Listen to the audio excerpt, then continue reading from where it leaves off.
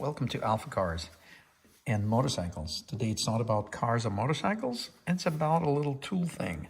So we all love power tools. So here's one. Craftsman, very inexpensive, very good electric screwdriver. So what we love about the screwdriver is that when you connect a bit, it actually stays in this joint very, very tight. If I hold the shaft in the screwdriver, it's actually very, very tight, which is nice. And the reason it's tight, because it's a good fit and there's a magnet there. So this is a lovely screwdriver. We love it. There's one little flaw.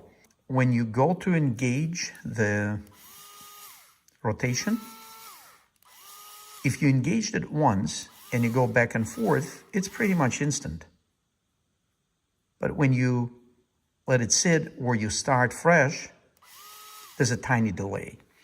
It's just irritating, but it's not a big deal.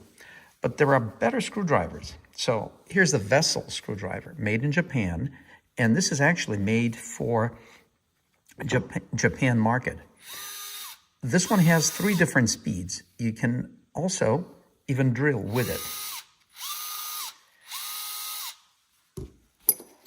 So we love the screwdriver and more than Craftsman. It is a little more expensive, but it's not that big of a deal.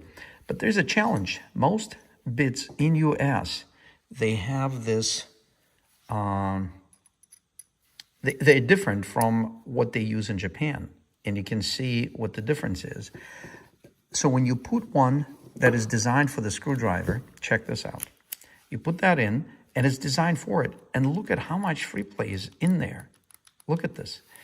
If we use this bit and we put it in the Craftsman screwdriver, it's actually a very solid fit. In fact, I cannot even move it within the joint. The shaft itself has a little bit of free play in the screwdriver, but combined free play is a lot less than this one, which is designed for the screwdriver. So what are we going to do? Here's what we can do. First of all, you can put a little spacer, like this little O-ring. You can put it in the back there, and that will tighten things up for existing bids. But what we want to do, we want to use our bids because we have a lot of them. How are we going to do that? So we did a little bit of measurements, and we actually cut a piece from a 1/4 inch bit. We cut it a little thinner to allow the O-ring to go in there as a little spring-loaded action, so it can put some residual pressure back on the bit and keep it against the little ball in there. So let's see how that's going to work out. So the first thing we did, we actually put just the O-ring in there and we installed the Japanese bit. And look at this.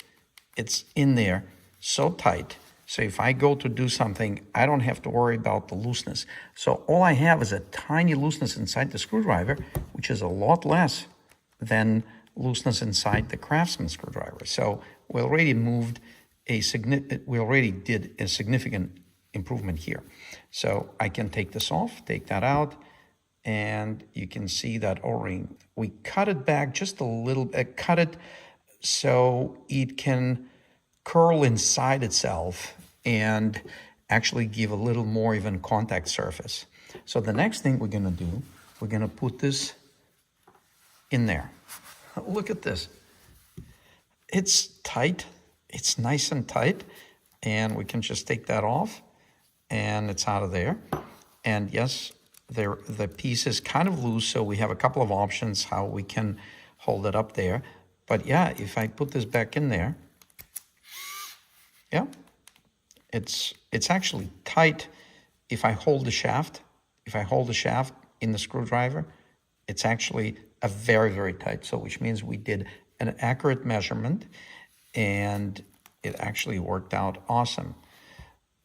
So there you can see it. And if we really wanted to go back to the Japanese style, all we need to do is get this piece out of there. And now we can put this back in. Oops. and it clicks in. It's nice and tight, no looseness. I think we have an awesome solution. Thanks for watching, and we hope this will help you get your tool tuned up and enjoy it even more.